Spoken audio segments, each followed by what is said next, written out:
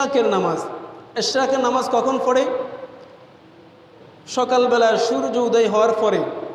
সকালবেলা সূর্য ভালোভাবে উদয় হওয়ার পরে ইশরাকের সময়।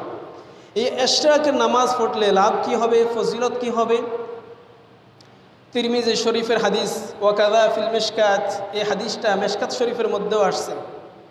ক্বালা রাসূলুল্লাহি সাল্লাল্লাহু আলাইহি ওয়াসাল্লাম, আল্লাহর নবী সাল্লাল্লাহু আলাইহি ওয়াসাল্লাম বলেন, শোনো আমার উম্মতেরা, মান সাল্লা সুবহা ফি জামাআতিন, কোনো ব্যক্তি যদি সকালের ফজরের নামাজ জামাতের সাথে পড়ে, সুম্মা ক্বাআদা ইয়াযকুরুল্লাহ হাত্তা তাতলুআ আশ-শামস, অতঃপর ওই ব্যক্তি যদি সূর্য ওঠা পর্যন্ত বসে বসে আল্লাহর জিকিরে ফিকিরে থাকে, সূর্য ওঠার পর সুম্মা সাল্লা রাকাতাইন, ওই ব্যক্তি যদি 2 রাকাত ইশরাকের নামাজ পড়ে, কোন নামাজ?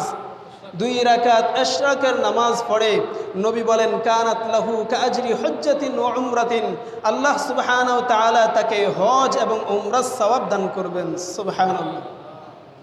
2 রাকাত ইশরাকের নামাজ পড়লে কি ফজিলত? আল্লাহ তাআলা কি দান করবেন?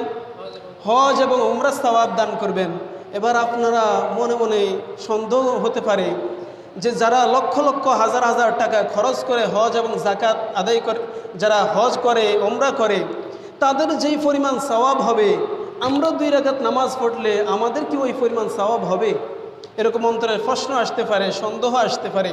তো আল্লাহ নবী সাল্লাল্লাহু আলাইহি ওয়াসাল্লাম বলেন, না, তাম্মাতিন তাম্মাতিন তাম্মাতিন, আল্লাহ নবী 3 বার বলেছেন যে না, আল্লাহ তোমাদেরকে পরিপূর্ণ পরিপূর্ণ পরিপূর্ণ হজ এবং উমরার সওয়াব দান করবেন। সুবহানাল্লাহ।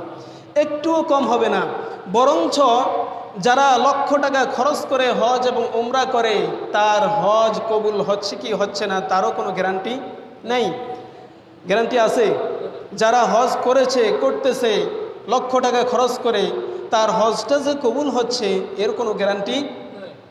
কিন্তু আল্লাহ সুবহানাহু ওয়া তাআলা ইশরাকের নামাজের বদৌলতে আমাকে আপনাকে যেই সওয়াব দান করবেন, এটা তো পরিপূর্ণ কবুল হওয়া হজ এবং উমরার সওয়াব দান করবেন।